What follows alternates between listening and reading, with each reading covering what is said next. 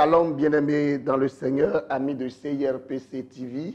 Je voudrais bénir le Seigneur pour la grâce qu'il nous donne de nous retrouver encore. Je suis très content de vous savoir nombreux en train de suivre cet enseignement. Je sais que l'Éternel, notre Père, qui nous a permis de nous retrouver en ces lieux, en ce moment précis, répandra sa grâce et sa paix sur chacun de nous au nom de Jésus de Nazareth. Le thème sur lequel je voudrais nous entretenir aujourd'hui est intitulé « Servir dans sa présence ».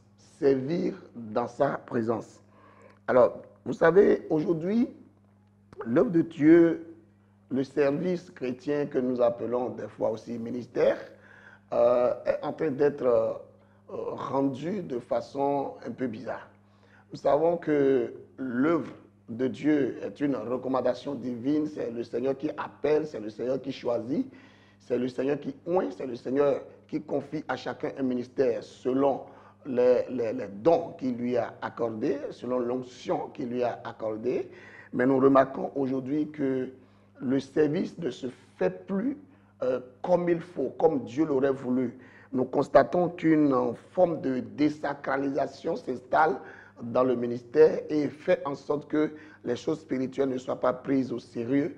Nous avons l'impression que la plupart de nos bien-aimés frères, de nos bien-aimés sœurs, la plupart des frères, des sœurs chantres, exercent le ministère avec un certain nombre de négligences, avec un certain nombre de comportements qui ne cadrent pas normalement avec le sacré. Nous constatons que le sacerdoce de jour en jour se dégrade. Nous constatons que les choses deviennent de moins en moins sérieuses dans le monde de la louange et de l'adoration. Nous constatons que des personnes que nous aurions en tant qu'hommes qualifiées d'inappropriées se retrouvent sur l'autel de Dieu. Nous constatons que beaucoup de bizarreries s'infiltrent, s'ingèrent dans ce ministère de louange et d'adoration. Et par la grâce de Dieu, nous voulons nous appuyer un peu sur ce qui s'est passé dans la Bible pour une fois encore essayer d'apporter notre pierre à l'édifice afin que soient corrigées ces différentes dérives que nous constatons dans le ministère. Et c'est pour cela que nous avons intitulé ce thème « Servir dans sa présence ». Et pour l'introduire, nous allons lire un texte dans le livre d'Ézéchiel, chapitre 44. Vous savez, aujourd'hui, nous allons lire un texte un peu long dans le livre d'Ézéchiel au chapitre 44, versets 5 à 23. Ézéchiel 44, donc, versets 5 à 23, qui nous dit ceci. « L'Éternel me dit, fils de l'homme, sois attentif et regarde de tes yeux. Écoute de tes oreilles tout ce que je te dirai au sujet de toutes les ordonnances de la maison de l'Éternel et de toutes ses lois. Considère attentivement l'entrée de la maison et toutes les issues du sanctuaire. Tu diras aux rebelles, à la maison d'Israël, ainsi parle le Seigneur l'Éternel. Assez, assez de toutes vos abominations, maison d'Israël. Vous avez introduit dans mon sanctuaire des étrangers incirconcis de cœur et incirconcis de chair, pour profaner ma maison. Vous avez offert mon pain, la graisse et le sang à toutes vos abominations. Vous avez rompu mon alliance. Vous n'avez pas fait le service de mon sanctuaire, mais vous les avez mis à votre place pour faire le service dans mon sanctuaire. Ainsi parle le Seigneur l'Éternel. Aucun étranger incirconcis de cœur et incirconcis de chair n'entrera dans mon sanctuaire, aucun des étrangers qui seront au milieu des enfants d'Israël. De plus, les Lévites qui se sont éloignés de moi, quand Israël s'égarait et se détournait de moi pour suivre ses idoles, porteront la peine de leur iniquité. Ils seront dans mon sanctuaire comme visiteurs. Ils auront la garde des portes de la maison et feront le service de la maison. Ils égorgeront pour le peuple les victimes destinées aux holocaustes et aux autres sacrifices. Et ils se tiendront devant lui pour être à son service, parce qu'ils l'ont servi devant ses idoles et qu'ils ont fait tomber dans le péché la maison d'Israël. Je lève ma main sur eux, dit le Seigneur l'Éternel, pour qu'ils portent la peine de leur iniquité. ils ne s'approcheront pas de moi pour être à mon service dans mon sacerdoce. Ils ne s'approcheront pas de mes sanctuaires, de mes lieux très saints. Ils porteront la peine de leur ignominie et des abominations qu'ils ont commises. Je leur donnerai la garde de la maison, et ils en feront tout le service et tout ce qui doit s'y faire. Mais les sacrificateurs, les Lévites, fils de Sadoc, qui ont fait le sacerdoce de mon sanctuaire quand les enfants d'Israël s'égaraient loin de moi, ceux-là s'approcheront de moi pour me servir et se tiendront devant moi pour m'offrir la graisse et le sang, dit le Seigneur l'Éternel. Ils entreront dans mon sanctuaire, ils s'approcheront de ma table pour me servir. Ils seront à mon service. Lorsqu'ils franchiront les portes du parvis intérieur, ils revêtiront des habits de lin. Ils n'auront sur eux rien qui soit en laine. Quand ils feront le service aux portes du parvis intérieur et dans la maison, ils auront des tiers de lin sur la tête et des caleçons de lin sur leurs reins. Ils ne se ceindront point de manière à exciter la sueur. Lorsqu'ils sortiront pour aller dans le parvis extérieur vers le peuple, ils ôteront les vêtements avec lesquels ils font le service et les déposeront dans les chambres du sanctuaire. Ils en mettront d'autres afin de ne pas sanctifier le peuple par leurs vêtements. Ils ne se raseront pas la tête et ne laisseront pas non plus croître leurs cheveux, mais ils devront couper leurs chevelures. Aucun sacrificateur ne boira du vin lorsqu'il entrera dans le parvis intérieur. Ils ne prendront pour femme ni une veuve, ni une femme répudiée, mais ils prendront des vierges de la race de la maison d'Israël. Ils pourront aussi prendre la veuve d'un sacrificateur. Ils enseigneront à mon peuple à distinguer ce qui est saint de ce qui est profane. Ils lui feront connaître la différence entre ce qui est pur et ce qui est impur. Que l'Éternel bénisse sa parole. Longue lecture, n'est-ce pas? Oui, il vaut la peine de la faire parce que c'est de cette lecture que nous allons tirer l'essence de cet enseignement que nous voulons partager avec vous, que nous avons intitulé « Servir dans sa présence ». Vous savez, tout le monde veut servir parce que tout le monde sait que le service fait appel à la bénédiction. Et visant la bénédiction, tous veulent passer par le service pour atteindre les merveilles, la grâce, la faveur divine, ce qui n'est pas condamnable. Mais il faut que chacun de nous essaye d'examiner quel genre de service nous sommes en train de mener, quel genre de service nous sommes en train de mener dans la maison de Dieu. Il faut qu'en tant que chantre, nous essayons de voir quelle est la nature de l'offrande que nous apportons devant l'autel de Dieu. Ici, quelque chose d'exceptionnel s'est passé. La Bible nous dit que Dieu est en train de faire la part des choses dans ce livre d'Ézéchiel chapitre 44, de verset 5 au verset 23. Dieu est en train de faire la part des choses. Dieu a dit que son peuple s'est égaré. Son peuple s'est égaré. Le peuple d'Israël s'est égaré. Et qu'est-ce qui s'est passé? Dans son égarement, il y a eu des dérives qui sont entrées dans le service. Et particulièrement dans le sanctuaire de Dieu. Et dans le sanctuaire, il y a eu émission, c'est-à-dire des personnes qui ne devraient pas entrer dans le sanctuaire, des personnes qui ne devraient pas servir dans le sanctuaire, des personnes qui ne sont pas circoncis de chair, circoncis de cœur, se sont retrouvées dans le sacerdoce. Vous savez que le sacerdoce, c'est quelque chose de sacré. Le sacerdoce, c'est quelque chose de spirituel. Le sacerdoce, ce n'est pas quelque chose qui est réservé à tout le monde. Et la Bible nous dit que ceux-là qui ne sont pas circoncis de cœur et de chair, Dieu les a appelés des étrangers. Alléluia. Il me plaît de partager avec toi Ézéchiel 44 là, du verset 6 au verset 9, pour que nous puissions voir ensemble ce que Dieu est en train de dire au peuple d'Israël à ce niveau. Vous savez, chacun de nous a l'habitude de se faire, de se qualifier, de se donner les différentes qualifications que nous voulons, mais ce n'est pas ça qui importe. C'est la vie que nous menons qui détermine si oui ou non nous sommes de cette nature que nous brandissons un peu partout. Si le statut que nous nous donnons si le nom, le titre que nous nous faisons, si ce titre-là correspond à l'œuvre, au service que nous rendons ou pas, alors c'est sur le terrain qu'on le saura. Voici ce que Ézéchiel chapitre 44, verset 6 nous dit. Tu diras aux rebelles, à la maison d'Israël, ainsi parle le Seigneur, écoutez, écoutez l'Éternel, assez de toutes vos abominations, maison d'Israël, assez. Vous voyez, le verset 6 est un verset qui révèle l'état du cœur de Dieu. Le cœur de Dieu était en train de ressentir quoi?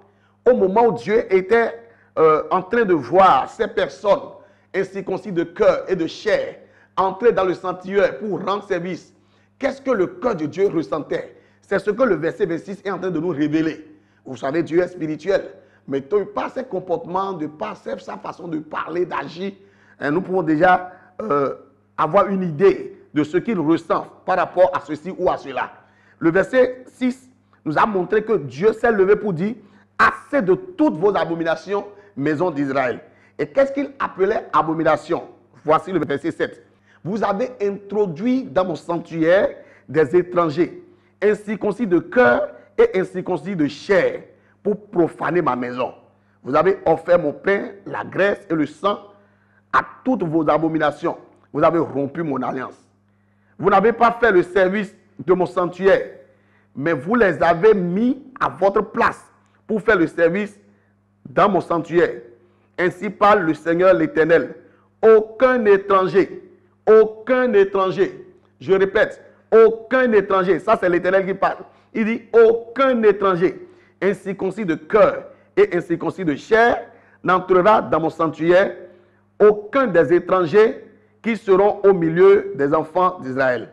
Vous voyez, c'est un peu désolant de voir, de constater aujourd'hui que dans nos différentes chorales, dans nos différentes équipes de louanges, qu'on retrouve des étrangers, des personnes incirconcis de cœur et incirconcis de chair. Et qu'est-ce que la Bible appelle étranger? Vous savez, l'étranger, selon le dictionnaire, c'est quelqu'un qui est d'une autre nation. C'est quelqu'un qui est d'une autre nation. Mais dans ce contexte-ci, on appelle étranger quelqu'un qui est étranger au royaume de Dieu. Quelqu'un qui n'est pas fils de ce royaume. Quelqu'un qui n'a pas la nationalité de ce royaume. Quelqu'un qui n'a pas les caractéristiques de ce royaume. Quelqu'un qui n'a pas son nom inscrit dans le registre de ce royaume. C'est celui-là que Dieu traite d'étranger. Et il est en train de dire, dans Ézéchiel 44 que nous avons lu, du verset 6 au verset 9, que de ces personnes ne doivent pas se retrouver dans son sanctuaire. Or, aujourd'hui, ce que nous ressentons, c'est que tellement nous cherchons des personnes prêtes à consommer, que nous sommes prêts à accepter dans les églises et dans les chorales, dans les groupes de louanges, les équipes de louanges, des personnes qui sont vraiment étrangères à la maison de Dieu. Des personnes qui ne sont pas circoncis de cœur. Des personnes qui ne sont pas circoncis.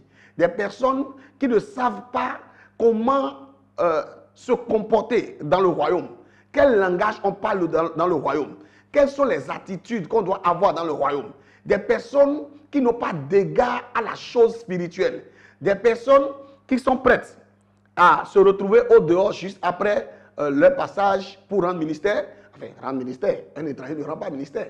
Pour prester, pour sa prestation, quand il finit sa prestation, parce que là, il est comme un mercenaire, il est là comme un ouvrier, il est là comme un employé qui a été juste recruté pour une prestation. Et quand il termine sa prestation, qu'est-ce qui se passe? Le reste ne le concerne pas, il se retrouve au dehors. Pourquoi? Parce qu'il n'est pas fils du royaume. Les choses du royaume ne l'intéressent point. Ce qui l'intéresse, c'est ce pourquoi vous l'avez engagé.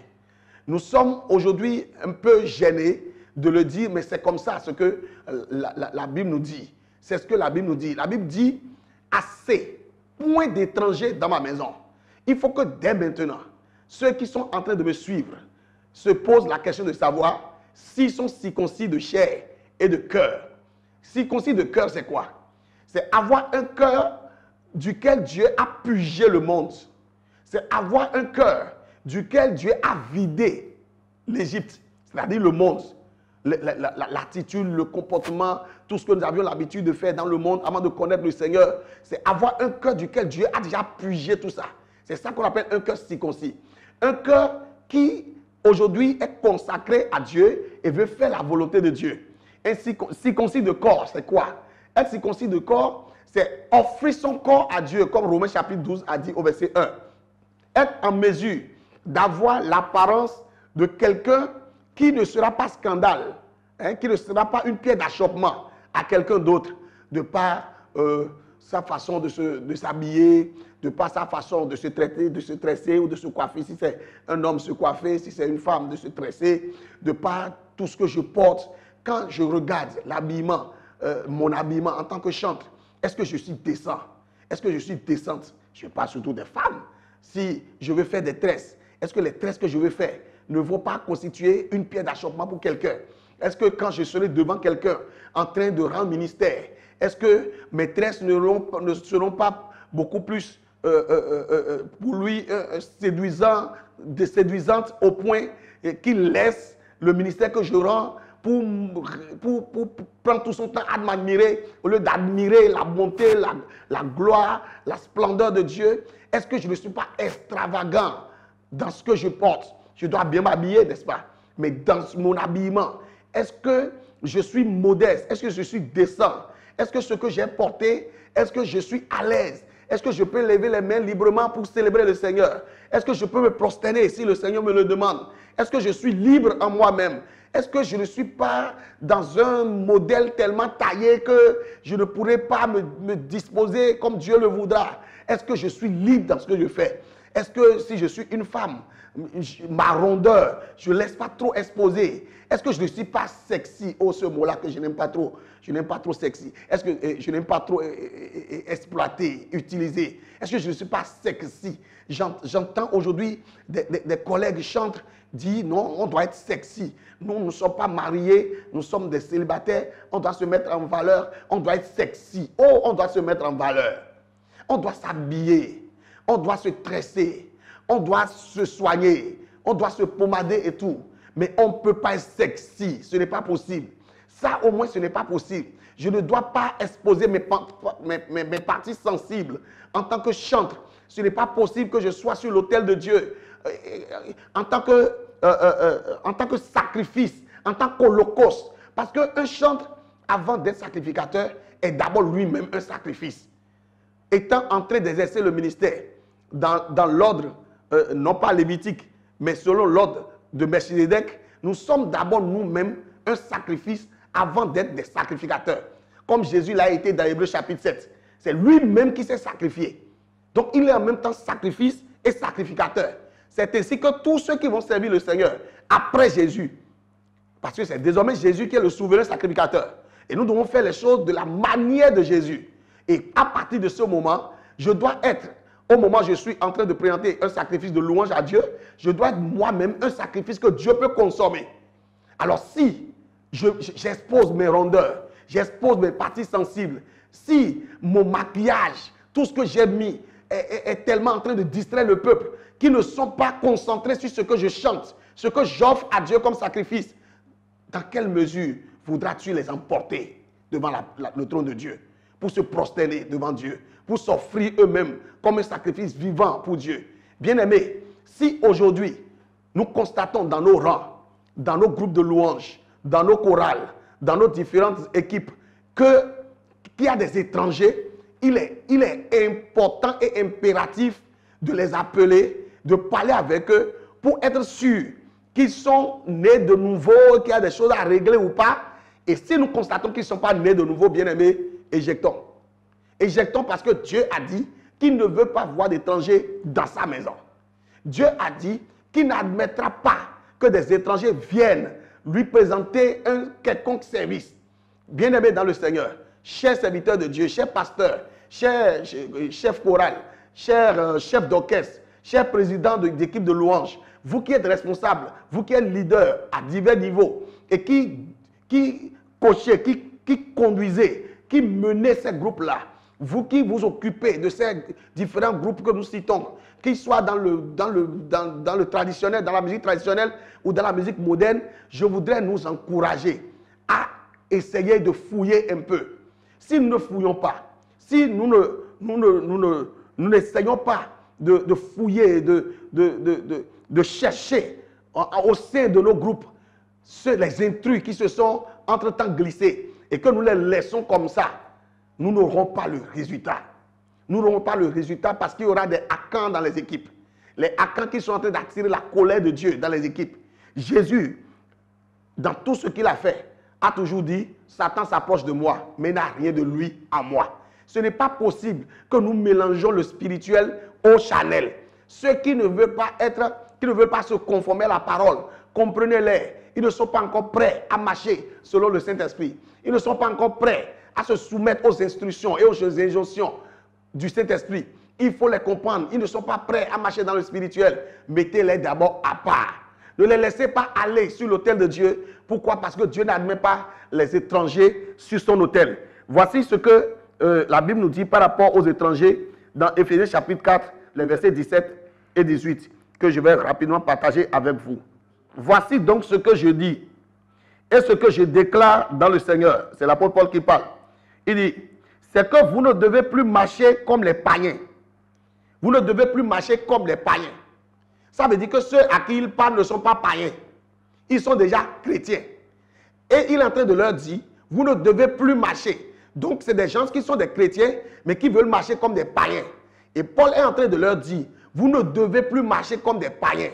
Cher chantre, toi qui me suis, cher adorateur, toi qui as l'habitude de chanter des chants de louange à Dieu, que ce soit à la maison, que ce soit à l'église, n'importe où, que ce soit, je ne sais où, mais tu as l'habitude de présenter à Dieu des sacrifices de louange. Voici ce que Dieu te dit. Tu ne dois plus marcher comme les païens, parce que tu n'es pas un païen. La Bible dit, vous ne devez plus marcher comme les païens, qui marchent selon la vanité de leurs pensées. Eux, ils marchent selon la vanité de leurs pensées. Tandis que le chrétien, lui, il marche selon les instructions de la parole divine. Donc, c'est deux choses carrément différentes. Jean 3, 6 a dit que ce qui est né de la chair est chair et ce qui est né de l'esprit est esprit. Ce n'est pas possible que nous amenions dans la maison de Dieu, sur l'autel de Dieu, des étrangers qui vont venir faire leur loi. Dans nos groupes aujourd'hui, les gens viennent faire leur loi. Ils viennent semer de la zizanie, de la pagaille, alors qu'ils sont même des salariés.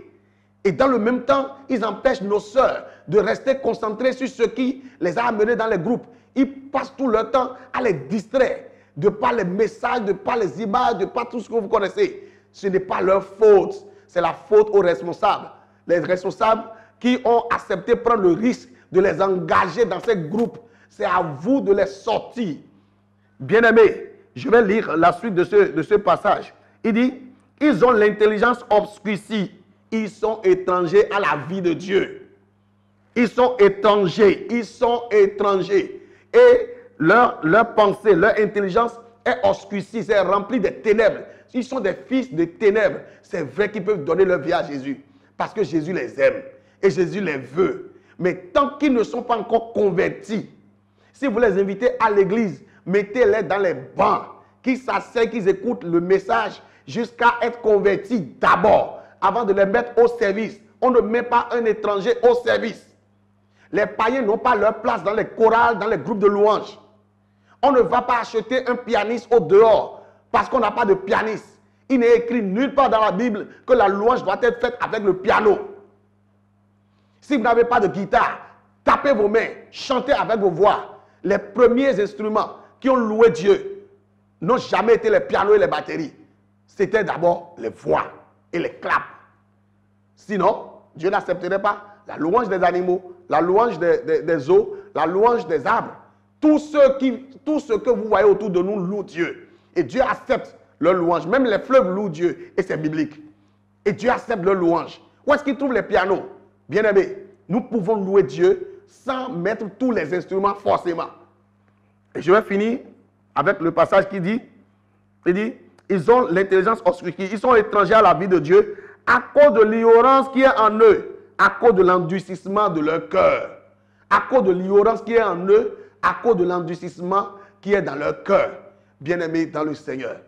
Dans ce passage de Ézéchiel chapitre 44, à partir du verset 5 jusqu'au verset 23, Dieu nous a parlé de 3 catégories de serviteurs qui sont au service, qui sont mélangés, qui sont ensemble en train de travailler.